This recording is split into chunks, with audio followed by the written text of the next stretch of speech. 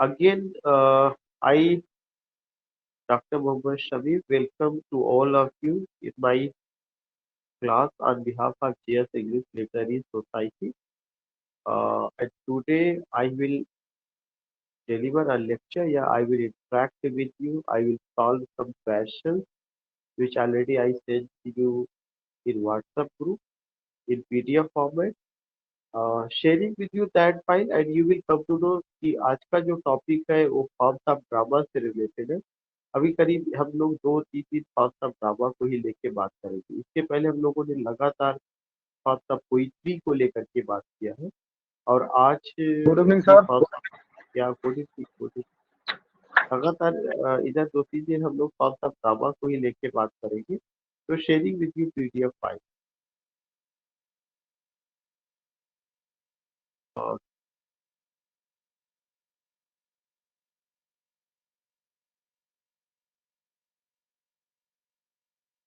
And I think it's visible. If it's visible, let me know.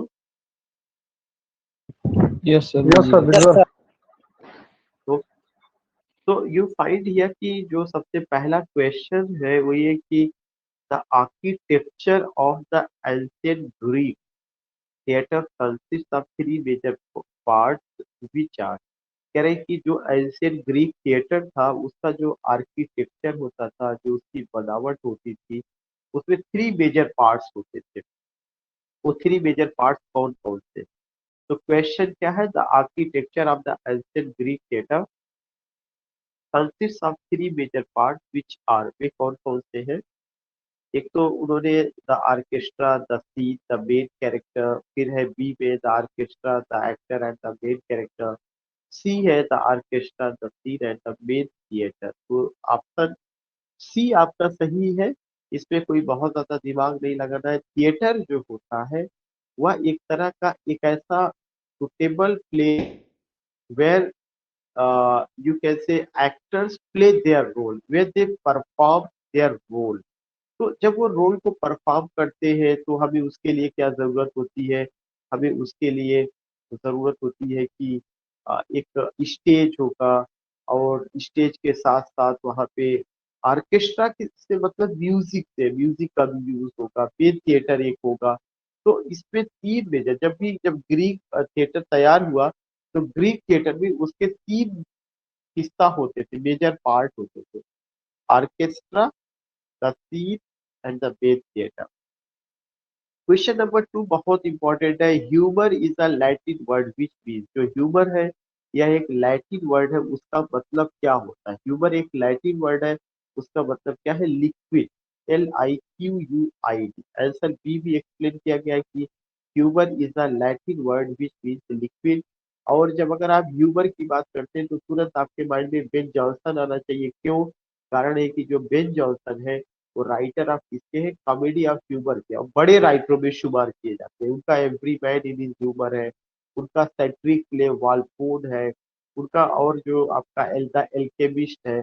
सो जब भी humour की बात आएगी तो you must know about Ben Jonson also. लेकिन जो ह्यूमर है ये लैटिन वर्ड है, उसका क्या मतलब होता है? इसका मतलब लिक्विड होता है। क्वेश्चन नंबर थ्री है, which form of dramatic genre deals with intrigues and relations of ladies and gentlemen who live in a sophisticated society। पहली बात तो ये क्वेश्चन यही बनता है, sophisticated society। which society is sophisticated society? upper middle class society is sophisticated society। upper middle class या you can say upper class, जो middle class में भी जो क्रीम पीपल है, जो जिनके पास पैसा है, आप कह सकते हैं कि शोहरत है, इज्जत है, या किसी भी दुनियावी शौक के सामान है, चीजें हैं, जो लग्जूरियस लाइफ व्यतीत करने वाले लोग। तो हुआ क्या था कि 17वीं शताब्दी में रेस्टोरेशन एज में या ड्राइडेन के समय दो तरह का ड्रामा आता है। एक ड्रामा था हीरोइक ट्रेजिडी और दूसरा ड्रामा था कॉमेडी ऑफ मैनर।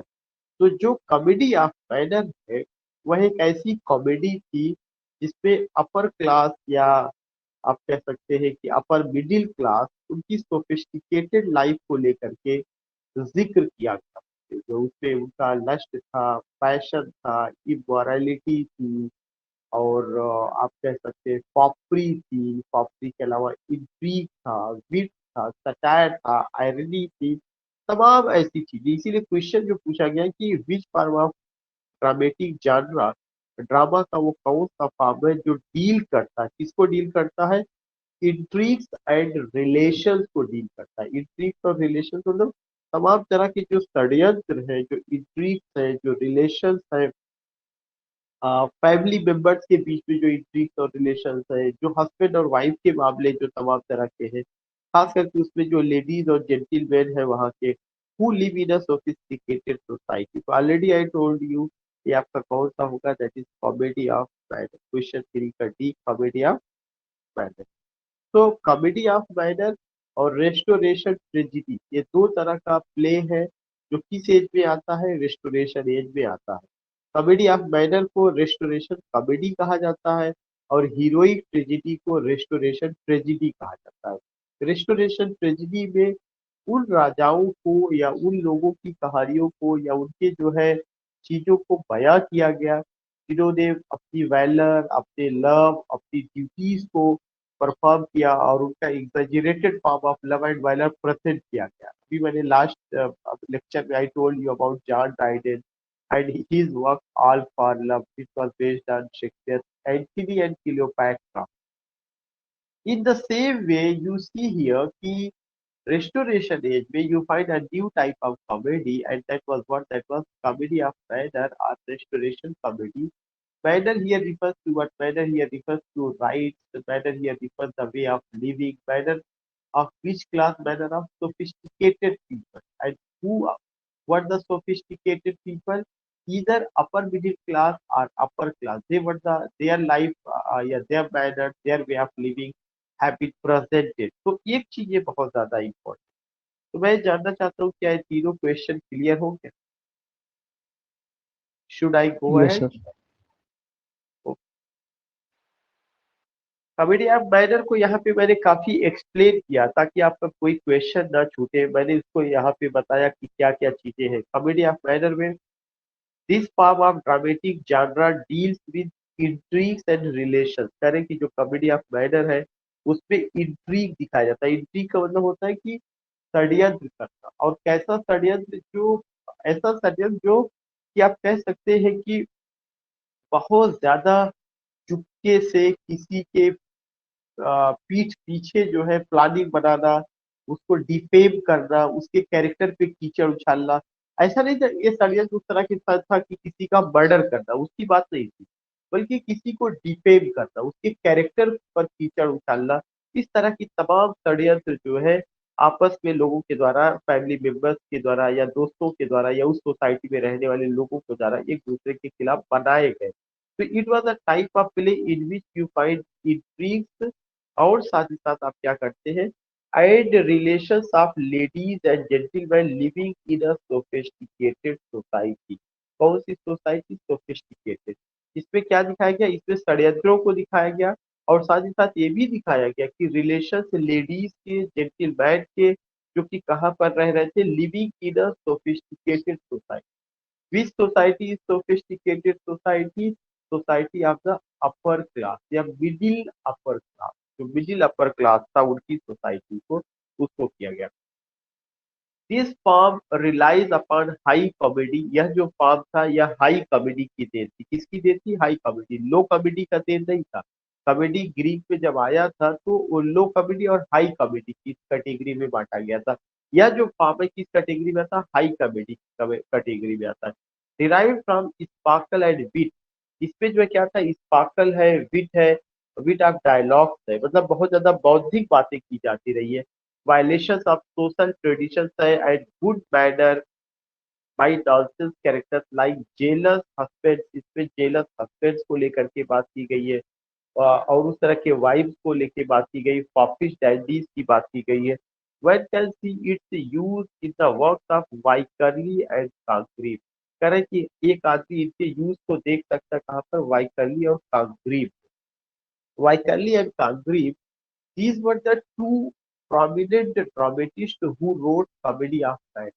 वाइकरली और कांग्रीव जो है ये दो प्रोमिनेंट ड्रामेटिस्ट थे जिन्होंने कॉमेडी ऑफ मैनर लिखा। Again I would like to tell you, जो कॉमेडी ऑफ मैनर है यह एक ऐसा प्ले है जिसको रेस्टोरेशन कॉमेडी भी कहा जाता है।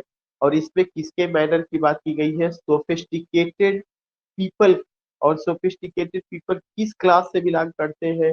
अपर class, most probably upper class या middle upper class, upper middle class से बिलोंग करते हैं।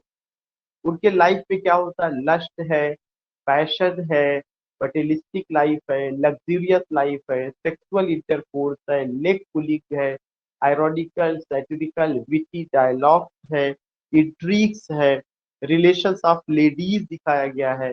कहने के लिए वे जेंटिलमैन है लेकिन पता चली उनकी लेडीज का रिलेशन कहीं दूसरे से, उनका रिलेशन कहीं दूसरे से। इस तरह की सोसाइटी को जो है प्रेजेंट किया गया। बहुत पहले एक मूवी आई थी पेज थ्री, जो मधुर भंडारकर डायरेक्टर उसके थे, जिन्होंने बॉम्बे की जो बैनर है, जो सितारे जिनको हम कहते हैं जमीन के सितारे या फिल्म इंडस्ट्री के सितारे, उनकी लाइफ को लेकर उन्होंने बहुत अच्छे ढंग से उस मूवी को बनाया था। अगर कभी आपको मौका मिलेगा तो पेज थ्री आप जरूर देखिएगा। बाद में पेज थ्री के नाम से जो है समाचार पत्रों में एक पेज आने लगा था, पेज थ्री, जिसमें हीरो हीरोइन की लाइफ को लेकर के जो है दिखाया गया था कि कैसे उनका जीवन है, कितना उनमें फ्रस्ट्रेशन है। समटाइम्स वी थिंक कि we are frustrated, sometimes we think कि we are not in, we don't have food and chai, तो नॉट एट ऑल। अगर आप देखें कि जो जितना बड़ा है, जो जितना है, मुझे लगता है कि वो इतना ही परेशान है। उसकी परेशानी के रीजन अलग अलग हो सकते हैं, वरना सुशांत राजपूत को जो है आत्महत्या करने की जरूरत ना पड़ती, ऐसे तमाम केसेस। तो that is another case. But मैं ये बताना चाहता हूँ कि ये जो सोफिस्टिकेटेड क्लास था, उसमें जिस मैनर को प्रेजेंट किया गया, उसमें जिस सोसाइटी को प्रेजेंट किया गया, उसमें जिस तरह के लोगों को प्रेजेंट किया गया, वे ऐसे लोग थे जिनके पास पैसा था, जिनके पास सारे संसाधन थे। They were living luxurious life, they were living materialistic life. लेकिन उनके पास एक चीज नहीं था, कैरेक्टर। कैरेक्टर नहीं था। उनकी सोसाइटी सोफिस्टिकेटेड थी, पंप एंड शो था। उनकी लेडीज कहीं और से रिलेशन बना है, उनके लैंड्स का किसी और से रिलेशन बना है। दिस थिंग्स यू सी, इस तरह की चीजों को लेकर के यहाँ पर बताया गया। ऐसे तमाम सब्जेक्ट मैटर इस तरह की चीजों पे रहा था। और इसके राइटर कौन है? वाइकली और कांगरी। उसका मेजर थीम क्या था? Major theme of the comedy of manner, major theme जो था लस्ट था, ग्रीड लालच की, मटेरियलिस्टिक लाइफ था, नेचर ऑफ पीपल था, लोगों का स्वभाव, मटेरियलिस्टिक नेचर ऑफ पीपल था, गॉसिप था, फालतू की बकवासबाजी जिसको कहा जाता है, गॉसिप करते थे, ह्यूमर था, एक दूसरे के खिलाफ अफवाह फैलाना, हिपोक्रिटिकल नेचर था, आलोचना वाला स्वभाव था, एंड फॉल्स प्रिटेंशन, झूठा दिखावा था। Of the people were common subject of the comedy of manner. Areas such as marriage, और किन चीजों को लेकर के बात की जाती थी? मैरिज को लेकर के, लव को लेकर के, एडल्ट्री को लेकर के, फॉर्च्यून हंटिंग को लेकर के, इस तरह के सब्जेक्ट मैटर को लेकर के बात की जाती है। The credit goes to French writer. सबसे इंपॉर्टेंट क्वेश्चन एक तो यही बता कि जो कॉमेडी ऑफ मैनर आया ये फ्रांस की देन है। जो फ्रेंच राइटर बोलियर थे, बोलायरी थे, बोलायरी जो थे, फ्रेंच राइटर बोलायरे ने, इन्होंने जो है क्या किया था, कॉमेडी ऑफ मैनर को लिखना शुरू किया 17वीं शताब्दी में। ऐसा नहीं, उसके पहले भी कॉमेडी ऑफ मैनर था लेकिन वो हाई कॉमेडी की शक्ल में था। लेकिन जब आप 17वीं शताब्दी की बात करेंगे तो फ्रांस में बोलायरी नाम के राइटर ने इसको लिखा या उसको लिखना शुरू किया। ये मैं फ्रांस की बात कर रहा हूँ, ऐसा नहीं कि आप ब्रिटिश में, ब्रिटिश राइटर की बात कर रही, मेरे पॉइंट को नोट कर लीजिएगा। The credit goes to French writer Moliere to start to write comedy of manner. अगर ये क्वेश्चन आता है कि कॉमेडी ऑफ मैनर को लिखने का क्रेडिट किसको दिया जाता है, बोलायरी अगर है तो आपको उसके साथ जाना चाहिए। अगर बोलायरी ऑप्शन में नहीं है, ब्रिटिश राइटर की बात करते हैं, तो फिर ब्रिटिश राइटर में अभी आपको मैं आगे बता रहा हूँ। उसके बाद यह क्या हुआ कि three of his great most famous work include, उसका तीन बहुत इंपॉर्टेंट वर्क है, the school for wives, Tartuffe, the Misanthrope. ये तीन था। इन तीनों वर्क पे, ये तीनों वर्क किसका है? ये तीनों वर्क जो है बोलायरी का है, जो फ्रेंच राइटर थे, कॉमेडी ऑफ मैनर्स के या रिस्टोरेशन कॉमेडी के बड़े राइटर हैं। इन्होंने अपनी सारे वर्क में मिडिल क्लास, अपर क्लास, उनका सोफिस्टिकेटेड लाइफ, उनका अपना जो मैनर है, वे ऑफ लिविंग है, या जो जीवन गुजारने का जो तरीका है, जिससे आप डायरेक्ट ये बात कर सकते हैं कि मटेरियलिस्टिक लाइफ जो था, जो लग्जरियस लाइफ था, जो लस्ट था, जो पैशन था, जो इमॉर्टैलिटी थी, जो फापिश वहां पे था, जो र्यूमर था, और साथ ही साथ हिपोक्रिटिकल नेचर था, जो फाल्स प्रिटेंशन था, वो सब लोग जैसी जिंदगी गुजारते थे वैसा उन्होंने क्या किया, इसमें प्रेजेंट किया। और कैसे जो डायलॉग उन्होंने यूज किए वो काफी स्पार्कल और विटी डायलॉग थे, काफी ज्यादा बुद्धिमत्ता वाली बातें होती थी, लेख पुलिक होता था, षड्यंत्र होता था, ऑल दीज थिंग्स। उसके बाद एक बहुत इंपॉर्टेंट एग्जांपल दिया गया, हैरोल्ड पिंटर, जो मॉडर्न एज के राइटर है, जो 1950 के बाद आते हैं, जो थिएटर ऑफ ऑब्जेक्ट से जुड़े हुए, उनका एक प्ले है the home coming. Harold Pinter का द होम कमिंग, वो भी किसका एग्जांपल है, कॉमेडी ऑफ मैनर का एग्जांपल है। तो कॉमेडी ऑफ मैनर तो रेस्टोरेशन एज पे आई है अनडाउटली, लेकिन उसके बाद लिखने का सिलसिला जारी रहा, जिसमें एक बड़ा नाम हैरोल्ड पिंटर का the home coming. Harold Pinter play the home coming has been described as a mid-20th century comedy of manners. The prominent writers of comedy of manners में जो prominent writers है, जॉर्ज एथरीज है, William वाइकरली है, John van ब्रॉग है, William Congreve है, George फार्कर। ये पांचों नाम आपको ध्यान में रखना है, कारण है कि दे देगा कि which of the following writer does not come in the category of comedy of manner. इनमें से कौन सा राइटर आपका कॉमेडी ऑफ मैनर की कैटेगरी में नहीं आता, इसका आंसर आप तभी दे पाएंगे जब आपको पांचों राइटर क्लियर होंगे। और ये पांचों राइटर कौन कौन से हैं? पहला सर जॉर्ज एथरीज, दूसरा कौन है, विलियम वाइकरली, तीसरा कौन है, जॉन वैनब्रग, चौथा कौन है, विलियम कॉन्ग्रीव, पांचवा कौन है, जॉर्ज फार्कुआ। और फ्रेंच राइटर बोलायरी के बारे में मैंने आपको पहले ही बताया। अब आपके माइंड में आना चाहिए कि आखिर एक क्वेश्चन ये और बनता है कि जो कॉमेडी ऑफ मैनर है, या इसके ऊपर किसका असर था, किस राष्ट्र के प्ले का असर था? तो फ्रेंच फ्रेंच ड्रामा का असर रहा है। ये फ्रेंच ड्रामा से प्रभावित होकर के आया। कैसे आया हुआ है? आपको याद होगा कि 1649 में किंग चार्ल्स फर्स्ट की हत्या कर दी गई, and when after the assassination of King Charles I, King Charles II left England and got shelter in France। उनको जो शरण मिली थी फ्रांस में, वो 1649 में मिली थी। चार्ल्स सेकंड जो है छोड़ करके चले गए थे, वो 11 साल तक वहां पर थे, 1649 से लेकर 1660। 1660 में जब चार्ल्स सेकंड इंग्लैंड को वापस आते हैं, तो उस डेट से ही, या उस घटना से ही, या जब उन्होंने दोबारा जो है इंग्लैंड की सत्ता अपने हाथ में ली, उसी की याद में उस एज को रेस्टोरेशन एज कहा गया। रेस्टोरेशन मतलब री माने पुनः, स्टोर माने बैठाना, मतलब दोबारा राजा को गद्दी प्राप्ति, इसीलिए उसको रेस्टोरेशन एज कहा। Next point which you have to remember, that is what कि जब वो वहां पर थे तो फ्रेंच में 11 साल रहने की वजह से फ्रांस के लिटरेचर का, फ्रांस के कल्चर का, फ्रेंच कोड का, फ्रेंच मैनर का, सब उनकी लाइफ में उसका असर हुआ। और जब वो वहां से आए तो फ्रांसीसी कल्चर और कुछ फ्रांसीसी राइटर्स भी उनके साथ इंग्लैंड में आते हैं। तो इस तरह से आप देखते हैं कि जो रेस्टोरेशन कॉमेडी जो इंग्लैंड में आई है, ये फ्रेंच कल्चर की देन है, उसका असर है। और कैसे हुआ फ्रेंच कल्चर का असर, उसका हिस्ट्री मैंने आपको बता दिया। मे आई नो यहाँ तक क्लियर हो गया?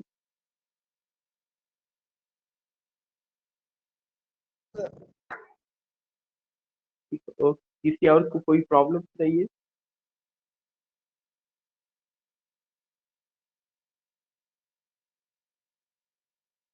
नाउ अभी और एक पॉइंट है जो उसी से रिलेटेड है, Wycherley was the best writer of comedy of matter in restoration age. ये चीज ध्यान में रखिएगा। अगर ये क्वेश्चन आता है कि रेस्टोरेशन एज का कॉमेडी ऑफ मैटर के सबसे बेस्ट राइटर कौन थे, तो कौन थे, वाइकरली। बेस्ट राइटर की बात नहीं कही जा रही, ये नहीं कहा जा रहा फर्स्ट राइटर। जैसे कॉमेडी ऑफ मैनर को 17वीं शताब्दी में शुरू करने वाले फर्स्ट राइटर मोलियर थे, लेकिन वो फ्रांस के थे। रेस्टोरेशन एज में जो ब्रिटिश राइटर थे उसमें वाइकरली सबसे बेस्ट राइटर थे। Wycherley was the best writer of comedy of manners in restoration age. Fame depends on his four comedies, उन्होंने चार कॉमेडीज लिखा, love in a wood, the gentleman, dancing master, the country wife, the plain dealer, ये उन्होंने लिखा था। उसके बाद है William Congreve was the first writer of comedy of manner in restoration period. अगर कभी ये क्वेश्चन आता है कि पहला राइटर कौन था कॉमेडी ऑफ मैनर का रेस्टोरेशन पीरियड में, the first writer was William Congreve. Who was the first writer? William Congreve. William Congreve was the first writer of comedy of manner in restoration period में। His famous work is The Way of the World। उसका famous work क्या है? The way of the world. R B Sheridan the rival, R B Sheridan का जो the rivals है, the school for standard are well known examples of comedy of manner. ये कई बार पूछा जा चुका है, द स्कूल ऑफ स्टैंडर्ड किसका वर्क है? तो शेरिडान भी एक बड़े राइटर थे, उसके दो वर्क को आपको ध्यान में रखना है, the rival and the school for standard. मैं फिर से जानना चाहता हूँ, फ्रेंच क्या, which French writer started to write comedy of manner in 17th century? Which French writer? कायरे, बोलायरे, ठीक है। मॉलिर, हु वाज, या who was the best writer of comedy of manner in restoration age? Wycherley, Wycher, Wycherley, Wycherley, Wycher. And who was the first writer of comedy of manner in restoration age? William Kangri, William William Congreve. Kangri, Who has written the School for Scandal and the Rival? R B Sheridan, sir Sheridan, Yeah, R.B. Sheridan, The Rivals and the School for Scandal. Question number 4 है, whom the credit goes to start comedy of humor। कई बार अगर आप देखिए लगातार मैं जितनी sheet लेके आया हूँ, हर शीट में कॉमेडी ऑफ ह्यूमर को लेके, इसके पहले भी मैंने बात किया था, फिर आज मुझे एक क्वेश्चन मिला, फिर मैंने ये बात की है, और इसको आपको पता है, Ben Jonson. Comedy of humour का मतलब बेन जॉनसन। बेन जॉनसन का मतलब किस एज से वो बिलोंग करते हैं? Jacobian as. जैकोबियन एज 1603 से 1625। जैकोबियन एज के जो राजा थे जेम्स फर्स्ट थे। इनका इंपॉर्टेंट प्ले कौन सा है? Every man in his humour, जो 1598 में परफॉर्म किया जाता है। ये शेक्सपियर के कंटेम्प्रेरी थे, लेकिन इन्होंने नई तरह की कॉमेडी लिखा हुआ है लिखी है। अभी शब्द आया था कि ह्यूमर जो वर्ड है, ये लैटिन वर्ड है। ह्यूमर का मतलब क्या होता है? Liquid, liquid sir, liquid. Humour means liquid. Restoration age में, can you tell me the name of the one of the most popular writers who started to write, yeah, who wrote heroic tragedy? John Dryden, John Dryden. Any example? All for love, All for Love. What is the subtitle of All for Love? The world will love, the world will love, The world well lost. And All for Love is based on Shakespeare, Antony and Cleopatra, Shakespeare's Antony and Cleopatra. And it is written in which word form? Blank Blank verse, word. Good, good. You are responding very well. Blank word. So question number 4 है, whom the credit goes to start comedy of humor? Ben Jonson को। Answer क्या है?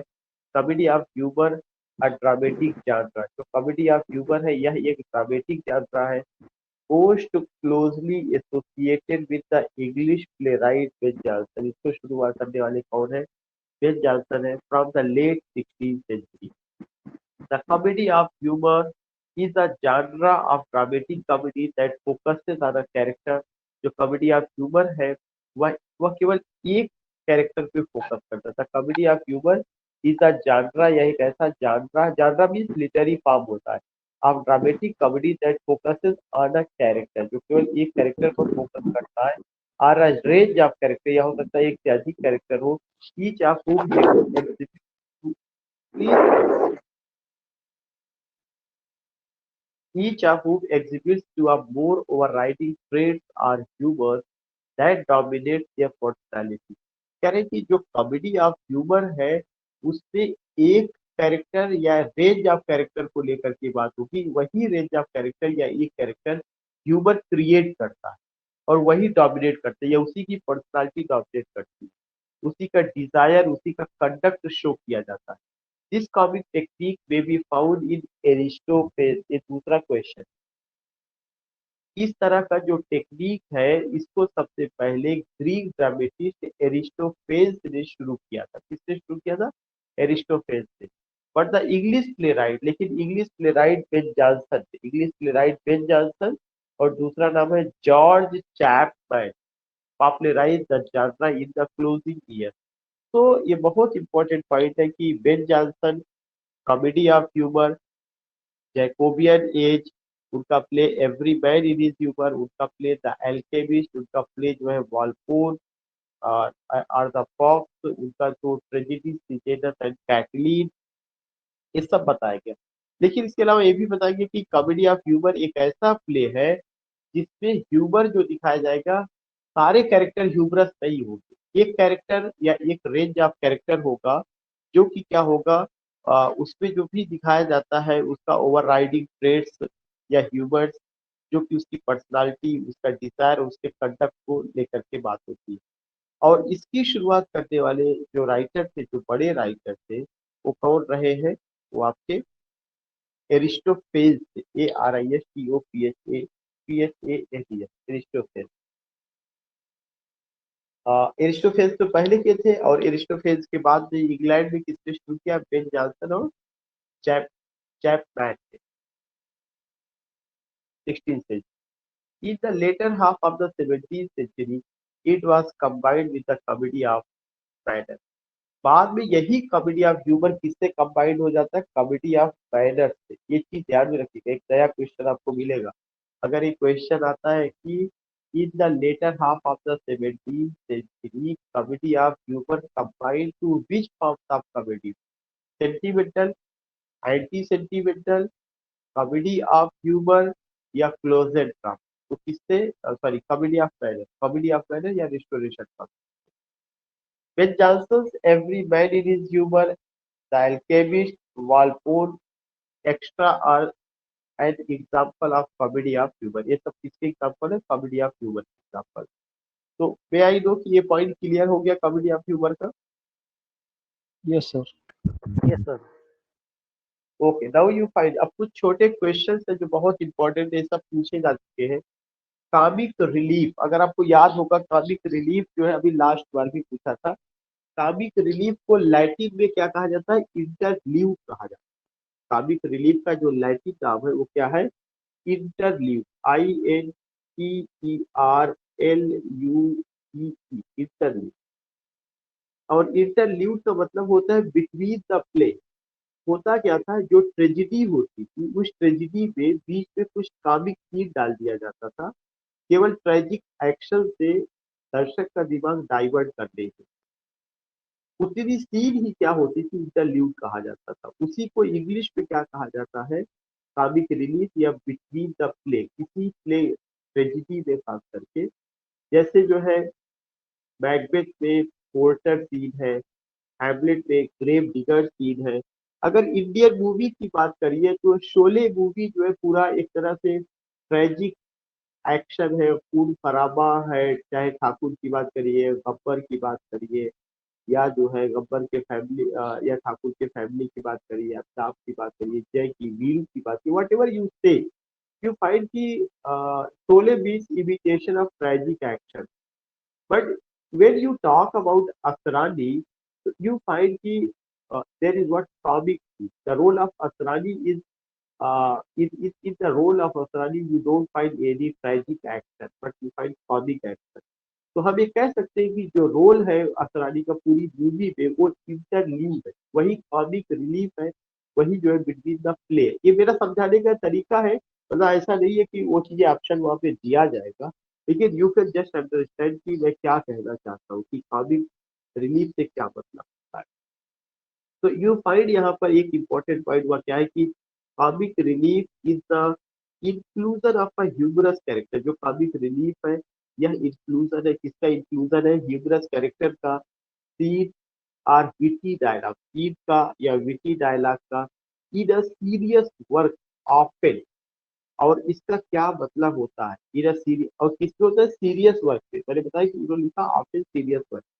Comic relief is the inclusion of humorous character. जो comic relief है, इसमें क्या होता है, कुछ जो है ह्यूमरस कैरेक्टर डाल दिए जाते हैं जो हंसाने का काम करते हैं, या कभी कभार कैरेक्टर की जगह कोई सीन डाल दी जाएगी, या कुछ ऐसे जो है विटी डायलॉग डाल दिए जाएंगे इसमें सीरियस वर्क में। तो इसका क्या मतलब होता है, टू गिव मोर टेंशन, ज्यादा से ज्यादा टेंशन दिया जाए, टू डीपेन टेंशन, टेंशन को गहरा किया जाए, टू गिव सैडनेस, ज्यादा से ज्यादा दुख पहुंचाया जाए, या टू रिलीव टेंशन। तो इसका क्या मतलब होगा, टेंशन को खत्म किया। टेंशन को खत्म करने के लिए क्या किया जाता है, जो सीरियस वर्क होते हैं उसमें कुछ काबिल कैरेक्टर, ह्यूमरस कैरेक्टर, सीन और विटी डायलॉग डाल। Question number 5 I think clear हो गया। Yes, sir. Now you see question number 6 है, Omkara is the movie based on the drama. Omkara movie है, ये क्वेश्चन अभी पूछा जा चुका है एक जगह पर। Omkara is the movie based on the drama. Omkara एक मूवी है जो किस पर आधारित है, मुझे लगता है हम सब सारे लोगों ने देखा होगा, नहीं देखा होगा तो मैं जरूर कहूंगा आप देख लीजिएगा, ओथेलो पर आधारित। शेक्सपियर का जो प्ले ओथेलो है, उस पर जो मूवी बनी है उसका क्या नाम है, Omkara. Omkara is a movie based on Shakespeare play Othello. और शेक्सपियर का जो प्ले हैमलेट है, उस पर एक बहुत अच्छी मूवी बनी है शाहिद कपूर की, नाम अभी मैं मिस कर रहा Heather, हूँ। Heather, sir. Heather, Heather. Haider, या Shahid Kapoor played a very significant role, a very prominent role, really में उसने उन्होंने बहुत अच्छा रोल प्ले किया है। और जो उनकी मतलब गर्टरू का रोल है, वो भी जो है, what was the name of the heroine, something, उसकी तबस्सुम नहीं, मिस कर रहे हैं उसका नाम भी, तो उसने भी रोल। आपको ये सब मूवी देखना चाहिए, और सर ऐसे उनका तमाम नाम तब्बू है। तब्बू या तबस्सुम मैं बोल रहा हूँ, तब्बू या एग्जैक्टली, एग्जैक्टली तब्बू, तब्बू ने रोल प्ले किया होगा। तो you must see Omkara, you must see Othello, मतलब इस तरह की मूवीज आप देखिएगा। या तो देखिए, मैं मूवीज को मैं जो है ये नहीं कहता कि नहीं देखना चाहिए, मेरा अपना मानना है कि लिटरेचर का आदमी होने के नाते आपको मूवीज देखनी चाहिए। आपको जो है न्यूज बहुत ज्यादा सुनना चाहिए, लेकिन सब कुछ ऑथेंटिक और ऐसी देखनी चाहिए जो रियली में आपको एक मैसेज दे, जिससे आपके अंदर क्रिएटिविटी जगे। अभी कुछ मैंने बताया, मैं अभी सफर में कर रहा था ट्रेन में ही, मैंने उसका पुष्पा, क्या नाम है, पुष्पा या पुष्पराज जो भी है, आई सा दैट मूवी। और मतलब that was a very significant, a very important movie. उसमें जो भी नसीहत दिया गया, या उसको जब आप देखेंगे तो आपको अपने लेक्चर को और ब्यूटीफुल बनाने में होगा। आप you can give examples to other people, you can just tell them, क्योंकि जो लेक्चर जो है अ, एक तरह से दिखा करके बताया जाता है, वो बहुत इफेक्टिव होता है रादर की जो सुना करके बताया जाता है। जो सुना करके, जैसे अभी आपके सामने ये पीडीएफ फाइल है, तो आप इसे देख रहे हैं, ये आपको ज्यादा अपील करेगा बशर्ते इसके कि मैं सीधे आपके सामने आऊं और मैं लेक्चर दूं। तो इसीलिए क्या होता है कि आप ये देखेंगे कि आज के समय में जितने भी लेक्चर हैं, वो सारे लेक्चर अगर ऑनलाइन भी है तो दोनों चीजें होना चाहिए। टीचर भी नजर आना चाहिए, पीडीएफ फाइल भी, लेकिन बीच में टाइप पे ये सुविधा नहीं है कि if you share PDF file तो टीचर नजर आएगा। तो क्योंकि अगर अभी जैसे पीडीएफ फाइल में टीचर भी नजर आता, तो उसका अपना जेस्चर, पोस्टर, फेस रीडिंग वो बड़ा इफेक्टिव होता है। तो आई ऑलवेज बिलीव कि थिएटर से जुड़ना चाहिए आपको। You must watch movie, you must see something जो अच्छी मूवीज हो। ऐसा नहीं कि आजकल के गली मोहल्ले के हनी सिंह और कौन से तमाम लोग आ गए हैं, जो क्या गाते क्या नहीं कुछ समझ में नहीं आता, क्या उनका आवाज, उनकी आवाज ही वो सब म्यूजिक इतनी ज्यादा बोल हो जाती है, उनकी आवाज ही हो जाती है, कुछ ऐसा लगता है कि जैसे जो कहीं के दो चार सेंटेंस जोड़ करके गाना बना दिए, और आजकल के नए जो जनरेशन है कान में बाली पहन लिया, और तोता की तरह अपना आगे का चार बाल जो है रेड कलर भी करा लिया, बस वही उसको खींचता है। इस तरीके से जनरेशन आ गई है, उनको सदाबहार नजमों से कोई मतलब नहीं है, और जो सदाबहार गीत है उससे कोई मतलब नहीं है। उसको ऐसा लगता है उस जनरेशन को उससे कोई मतलब नहीं। तो व्हाट आई वांट टू से कि बीइंग अ लिटरेरी पर्सन, अगर आप इससे जुड़ेंगे तो आपकी मेमोरी और भी अच्छी होगी, आप काफी अच्छे ढंग से चीजों को समझ पाएंगे। शेक्सपियर का जितना प्ले आपको सब देख डालना चाहिए, उससे कम से कम 11-12। सच उसके बाद है कि ये तो ओथेलो क्लियर हो गया। Such drama is mean for reading करें कि ड्रामा का एक रूप होता है जिसका मकसद केवल रीडिंग करना होता है या रिसाइटिंग करना होता है, not for acting on the stage, न कि वह स्टेज पर परफॉर्म करने के लिए होता है। इस ड्रामा को क्या कहा जाता है? Closed drama. ये मैंने कई बार बताया, क्लोजेड ड्रामा। ये भी क्वेश्चन कई बार आ चुका है। ऐसा प्ले जो इस उद्देश्य से लिखा गया हो, written with the intention that it must be recited rather than perform, ऐसे प्ले को क्या कहा जाता है? Closed drama. Such drama is mean for reading, not for acting on the stage. This drama is known as closed drama. इस तरह के drama को क्या कहा जाता है? Closed drama. यहाँ तक क्लियर हो गया? मैं आगे बढ़ू? Yes, sir. Yes, sir. Now you see question number 8 है, द फर्स्ट इंग्लिश कॉमेडी। पहली इंग्लिश कॉमेडी कौन सी रही है? Ralph Roister Doister, written by Nicholas Udall. इसके राइटर का क्या नाम है? Nicholas Udall, NICOLAS, Nicholas Udall, UDA, Nicholas. तो इस पे कोई बहुत दिमाग लगाना नहीं है। इंग्लिश की पहली कॉमेडी कौन सी रही है? राल्फ रॉयस्टर ड्वाइस्टर रही, रिटन बाय निकोलस फूडल। फिर है phlegm, blood, yellow bile and black bile are those. ये क्या है? ये जो है ह्यूमर से रिलेटेड। ये जो ह्यूमर हमारे अंदर आता है, विल जॉनसन का कहना था कि आदमी की बॉडी में ये चीजें जो है क्या क्रिएट करती है? ह्यूमर को जन्म देती है। Phlegm, blood, yellow bile and black bile are known as humour. ये साइकी का हिस्सा है, मैं उधर बहुत ज्यादा नहीं जाऊंगा, लेकिन ये क्वेश्चन कई बार आ चुका है कि वो चार कौन से तत्व है जो मानव के इंसान में पाए जाते हैं और उससे ह्यूमर क्रिएट होता है। और ये बातें जो है बेन जॉनसन ने कॉमेडी ऑफ ह्यूमर में उन्होंने उसको डिफाइन भी किया हुआ है। उनका एक तरह से थियरी का हिस्सा होता है। Phlegm, blood, yellow bile and black, तो ये किससे रिलेटेड है? ह्यूमर से रिलेटेड। क्वेश्चन नंबर 10 है, what is the main function of tragedy? Tragedy का मेन फंक्शन क्या है? आंसू बहना, ह्यूमनिज्म, मानवतावाद की बात करना, कैथार्सिस या ह्यूमर? कैथार्सिस, अभी कल हम लोगों ने बात किया था। जब आप कैथार्सिस करेंगे तो उसमें टीयर्स और ह्यूमनिज्म ये सब कुछ आ जाएगा। मेन फंक्शन जो है ट्रेजिडी देखने का मतलब ये है कि आप जब देखें तो आपको नसीहत मिले, और आप अंदर से लास्ट में आप एकदम शांत हो जाए, आपके अंदर का जो गम है, जो दुख है, जो दर्द है, वो आंसुओं के रूप में बाहर निकले और आप एकदम से शांत हो जाए। उस पोजीशन को क्या कहा जाता है? कैथार्सिस कहा जाता है। कैथार्सिस, परगेशन, प्यूरिफिकेशन, कल की क्लास में भी मैंने बात किया था। Globe theatre is associated with, किससे एसोसिएटेड है? विलियम शेक्सपियर से। ये हम सबको पता है, 1599 में उससे जुड़े थे। तो ग्लोब थिएटर जो किससे एसोसिएटेड है? विलियम शेक्सपियर से। इसमें बहुत दिमाग नहीं लगा। The major character who stands directly oppose to the protagonist, इस तरह की ड्रामा में एक जो मेजर कैरेक्टर होता है जिसको प्रोटेगनिस्ट कहा जाता है, प्रोटेगनिस्ट माने सेंट्रल कैरेक्टर, उसके अपोजिट जो होता है उसको क्या कहा जाता है? उसको एंटागोनिस्ट कहा जाता है। अगर प्रोटेगनिस्ट हीरो होगा, अच्छा होगा, तो उसके अगेंस्ट भी जो आता है उसको विलेन होता है, और उसको जो क्या कहा जाता है? एंटागोनिस्ट। तो प्रोटेगनिस्ट का अपोजिट क्या है? एंटागोनिस्ट। यहाँ तक क्लियर हो गया? मैं अगली शीट कवर करूँ, अगला page. Yes, sir. Yes, sir. कोई प्रॉब्लम किसी को? No, No, sir. sir. No, sir. Question number 13 कई बार पूछा जा चुका है। 2005 के टीजीटी में आया था, अभी भी आया था। एक्ट इज, एक्ट क्या है? एक्ट का मतलब होता है major division of action. Act का मतलब ही होता है एक्शन। तो ड्रामा में एक्ट होता है ना, चैप्टर नहीं होता। ड्रामा में लेसन नहीं होता। ड्रामा में क्या होता है? एक्ट में उसको डिवाइड किया जाता है। तो एक्ट जो है क्या है? Major division of action into the play.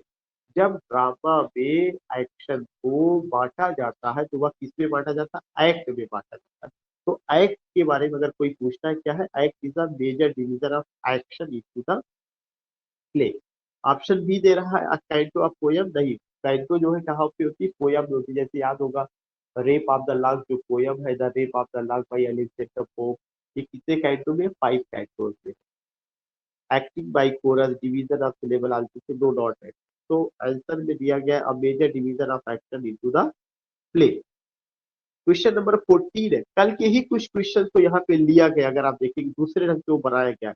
एनाग्नोरिसिस is a term, जो एनाग्नोरिसिस है यह एक ऐसा शब्द है यूज्ड बाय अरिस्टोटल, जो अरिस्टोटल के द्वारा यूज किया गया, उसका क्या मतलब है?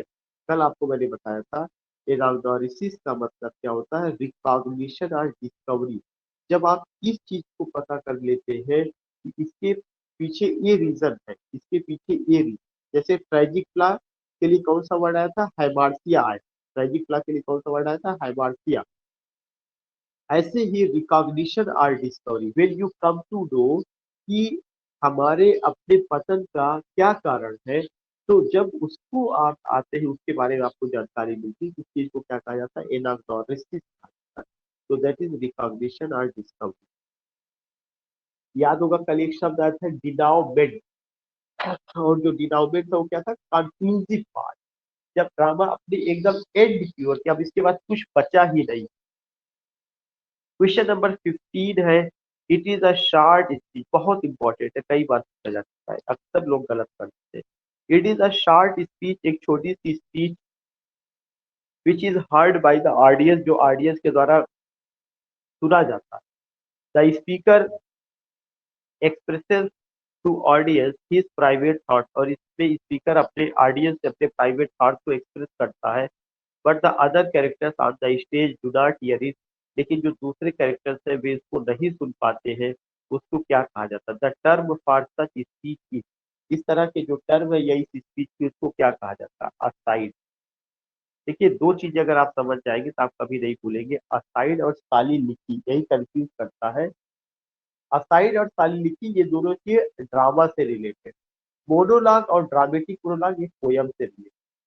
असाइड जो है ड्रामा के उस डायलॉग को कहा जाता है जब बोलने वाला स्टेज पर मौजूद होगा और स्टेज पर कुछ और भी कैरेक्टर्स मौजूद होंगे, लेकिन बोलने वाले के बीच में और जो और कैरेक्टर स्टेज पर मौजूद है उनके बीच में दूरी होगी, इसीलिए उसको क्या नाम दिया गया? असाइड।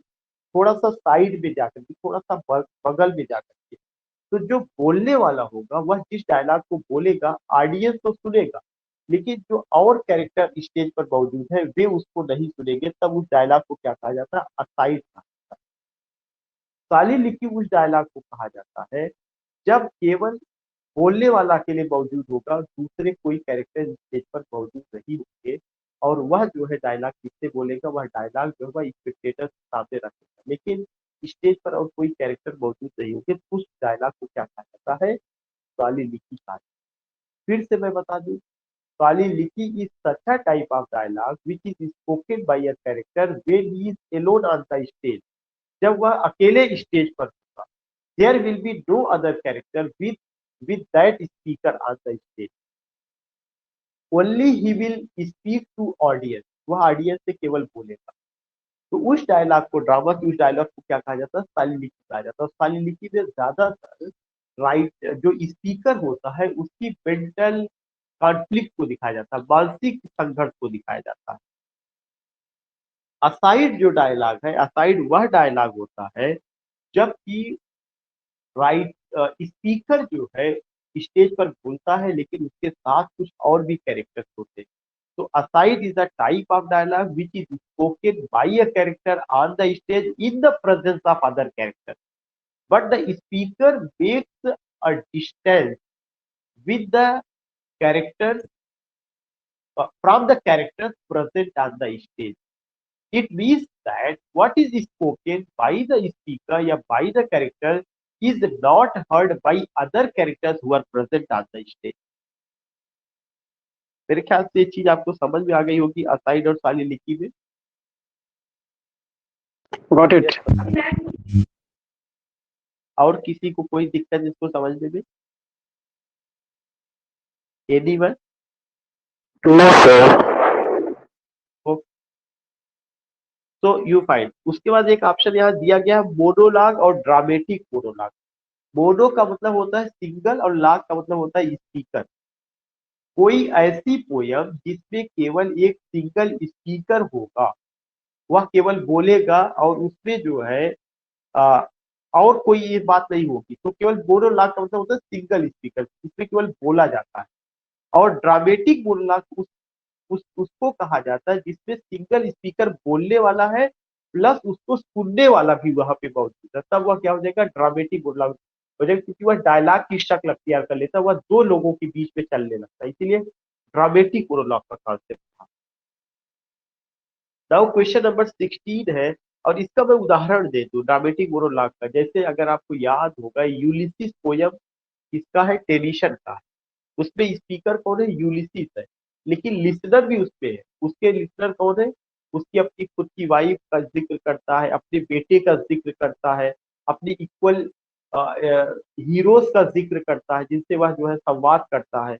या आप दूसरा उदाहरण ले सकते हैं जो है रॉबर्ट ब्राउनिंग का माई लास्ट डचेस है, जिसमें ड्यूक जो अपनी वाइफ को मरवा देता है और एक और मैसेंजर आया शादी का प्रस्ताव लेकर के, जो ड्यूक सारी बात जो उस मैसेंजर से बताता है। तो स्पीकर केवल ड्यूक है लेकिन वह सारी बातें वो बताता है। ऐसे ही आपका टिंटर अबे है, टिंटर अबे को ड्रामेटिक लिरिक कहा जाएगा, ना कि ड्रामेटिक मोनोलॉग कहा जाएगा। क्यों?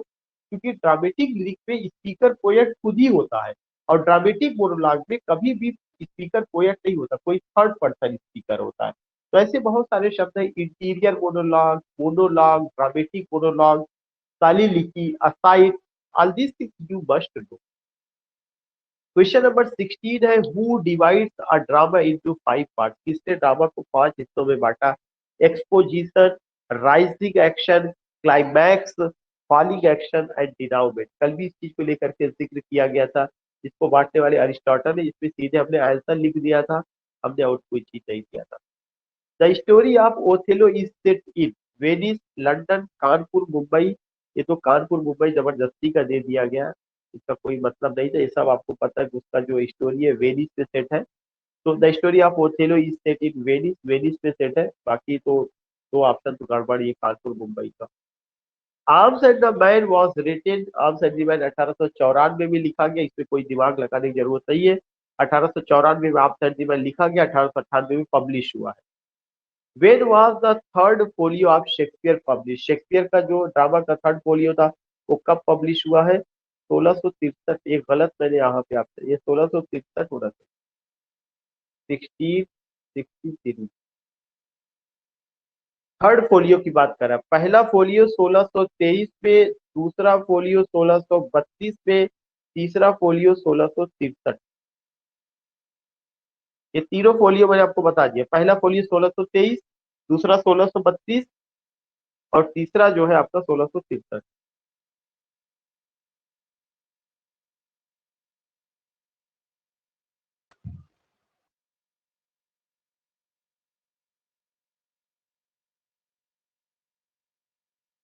Now G B Shaw and John Galsworthy are famous for writing. किस तरह के प्लेज उन्होंने लिखा? जीबी शाह और जॉन गाल्सवर्दी ने प्रॉब्लम प्लेज लिखा, ना कि वर्ड्स प्लेज, ना कि पोएटिक प्लेज। वर्ड्स प्लेज और पोएटिक प्लेज के बड़े राइटर मॉडर्न एज में टीएस एलियट रहे हैं, और इसीलिए उनको कहा जाता है कि उन्होंने क्या किया हुआ है, उन्होंने जो है पोएटिक प्ले को रिवाइव किया। ये भी एक क्वेश्चन पूछा जाता है, who revived poetic play in modern age? T S Eliot revived poetic plays in modern age. Question number 22 है, in which year was G B Shaw awarded the Nobel prize for literature? जो भी जीबी शाह को Nobel prize कब मिला? 1925 में मिला हुआ है। The term problem play was invented by, ये बहुत इंपॉर्टेंट क्वेश्चन, कई बार जो टर्म प्रॉब्लम प्ले, इसको किसने इन्वेंट किया? सिडनी ग्रंडी ने इन्वेंट किया हुआ, सिडनी ग्रंडी, सिडनी ग्रंडी ने इसको इन्वेंट किया हुआ। How many plays did Shakespeare write? बहुत कॉमन सा क्वेश्चन है, 37 प्लेज।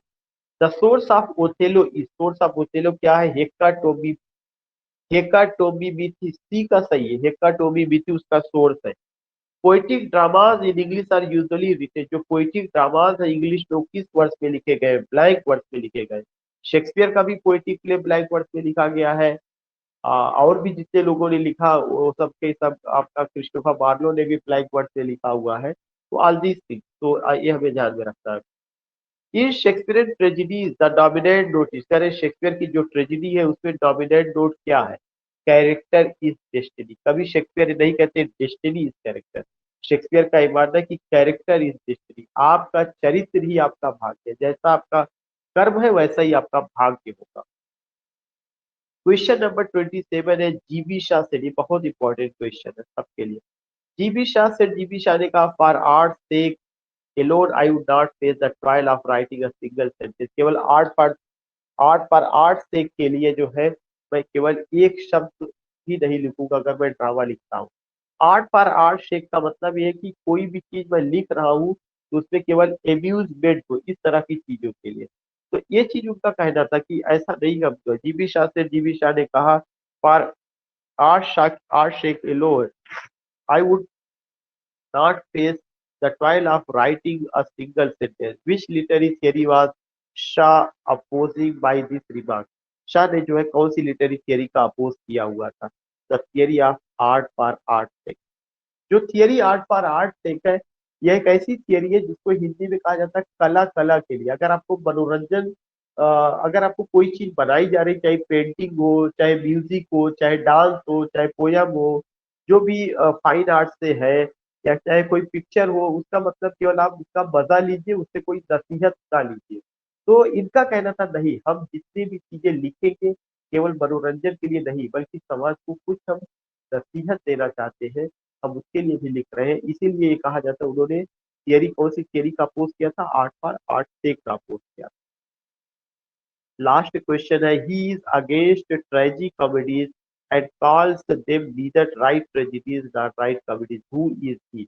अरिस्टोटल। अरिस्टोटल ही एक ऐसे क्रिटिक थे जो ट्रेजी कॉमेडी के अगेंस्ट में थे। उन्होंने कहा था ना, तो जो है मतलब उन्होंने कहा था या तो अगर, या तो आपको कॉमेडी लिखना है या तो आपको ट्रेजिडी लिखना है, दोनों का मिक्सअप नहीं होना चाहिए। प्योर ट्रेजिडी होनी चाहिए, प्योर कॉमेडी होनी चाहिए।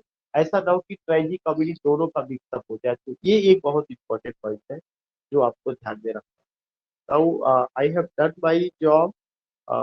आई just want to interact to all of you. अगर आपको कुछ कहना है, अगर आपको कोई प्रॉब्लम है तो you can just tell. Sir ये आर्म्स एंड द मैन मैंने किसका कहा था वर्क है? कि मैं आप से कवर, ये बीए फर्स्ट ईयर में आप लोगों ने बड़ा फेमस वर्क है। जीवी शाह का। हाँ जी, कृष्णा।